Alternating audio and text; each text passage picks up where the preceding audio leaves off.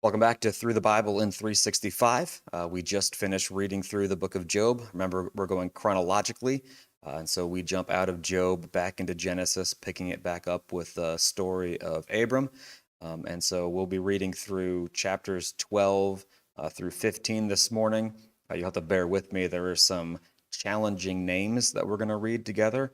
So if we struggle a little bit, I am sure that you will be gracious.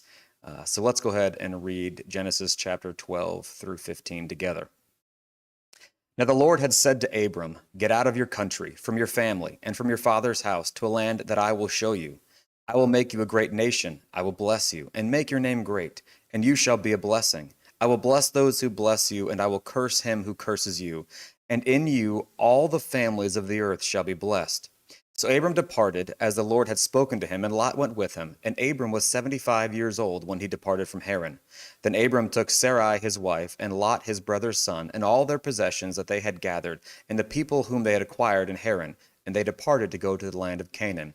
So they came to the land of Canaan. Abram passed through the land to the place of Shechem, as far as the terebinth tree of Moreh, and the Canaanites were in the land. Then the Lord appeared to Abram and said, "To your descendants I will give this land." And there he built an altar to the Lord who had appeared to him. And he moved from there to the mountain east of Bethel, and he pitched his tent with Bethel on the west and Ai on the east. There he built an altar to the Lord and called on the name of the Lord. So Abram journeyed, going on still toward the south. Now there was a famine in the land, and Abram went down to Egypt to dwell there.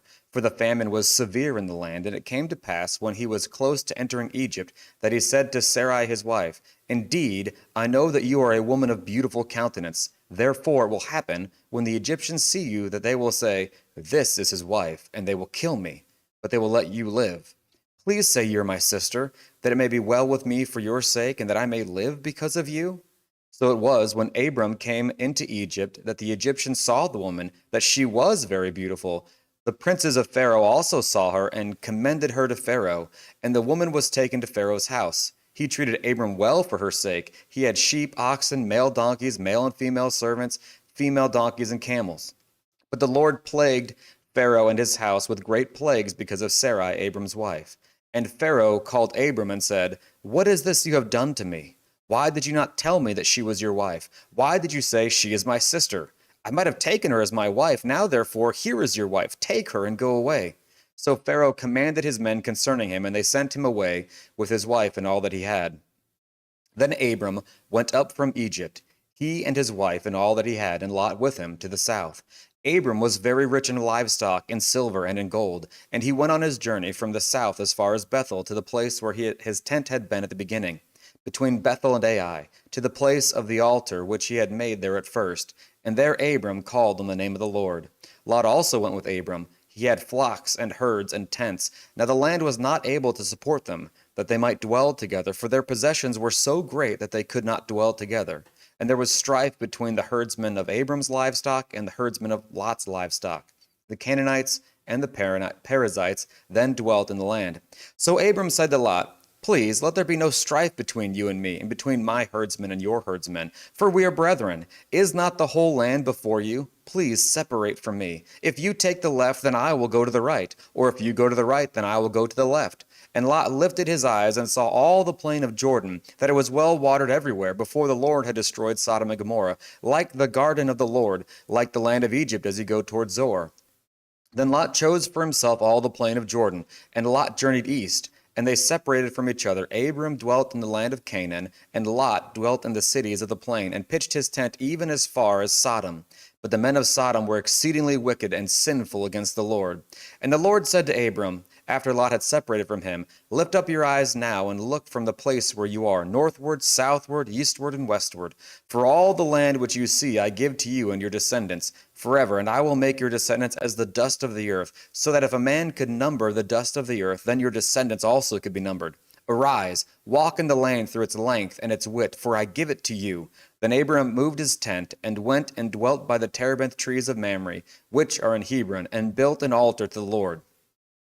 And it came to pass, in the days of Amraphel king of Shinar, Arioch king of Elasar, Chedorlaomer king of Elam, and Tidal king of nations, that they made war with Bera king of Sodom, Birsha, king of Gomorrah, Shinab, king of Admah, Shemeber, king of Zeboim, and the king of Bela, that is Zoar.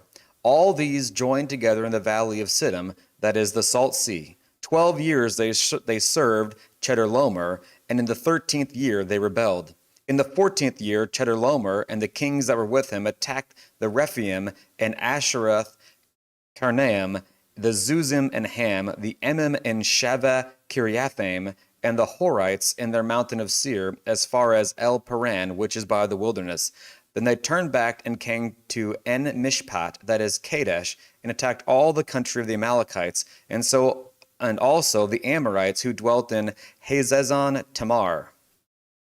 And the king of Sodom, the king of Gomorrah, the king of Admah, the king of Zeboim, the king of Bela, that is Zoar, went out and joined together in battle in the valley of Siddim against Chedorlaomer, the king of Elam, Tidal, the king of nations, Amraphel, the king of Shinar, Arioch, the king of Elasar, 4 kings against 5. Now the valley of Siddim was full of asphalt pits, and the kings of Sodom and Gomorrah fled. Some fell there, and the remainder fled to the mountains. Then they took all the goods of Sodom and Gomorrah and all their provisions and went their way. They also took Lot, Abram's brother's son, who dwelt in Sodom, and his goods, and departed. Then one who had escaped came and told Abram the Hebrew, for he dwelt by the terebinth trees of Mamre, the Amorite, the brother of Eshcol, and the brother of Aner, and they were allies with Abram. Now when Abram heard that his brother was taken captive, he armed his 318 trained servants who were born in his own house, and went in pursuit as far as Dan. He divided his forces against them by night, and he and his servants attacked them and pursued them as far as Hobah, which is north of Damascus. So he brought back all the goods, and also brought back his brother Lot and his goods, as well as the women and the people. And the king of Sodom went out to meet him in the valley of Shaveh, that is the king's valley, after his return from the defeat of Chedorlaomer and the kings who were with him. Then Melchizedek, the king of Salem, brought out bread and wine. He was the priest of God Most High, and blessed him and said, Blessed be Abram of God Most High, possessor of heaven and earth, and blessed be God Most High, who has delivered your enemies into your hand. And he gave him a tithe of all. Now the king of Sodom said to Abram, Give me the persons, and take the goods for yourself. But Abram said to the king of Sodom, I have raised my hand to the Lord God Most High, the possessor of heaven and earth, that I will take nothing, from a thread to a sandal strap, that I will not take anything that is yours, lest you should say, I have made Abram rich, except only when the young men have eaten, and the portion of the men who went with me, Aner, Eshcol, and Mamre, let them take their portion. After these things, the word of the Lord came to Abram in a vision, saying, Do not be afraid, Abram, for I am your shield, your exceedingly great reward. But Abram said, Lord God, what will you give me, seeing I go childless, and the heir of my house is Eliezer of Damascus? Then Abram said, Look, you have given me no offspring. Indeed, one born in my house is my heir. And behold, the word of the Lord came to him, saying, This one shall not be your heir, but one who will come from your own body shall be your heir. Then he brought him outside and said, Look now towards heaven, and count the stars if you are able to number them. And he said to him, So shall your descendants be. And he believed in the Lord, and he accounted it to him for righteousness. Then he said to him, I am the Lord, who brought you out of Ur of the Chaldeans, to give you this land to inherit it. And he said, Lord God, how shall I know that I will inherit it? So he said to him, Bring me a 3-year-old heifer, and a 3-year-old female goat, and a 3-year-old ram, a turtle dove, and a young pigeon. Then he brought all these to him, and cut them in two, down the middle, and placed each piece opposite the other, but he did not cut the birds in two. And when the vultures came down on the carcasses, Abram drove them away. Now when the sun was going down, a deep sleep fell upon Abram, and behold, horror and great darkness fell upon him.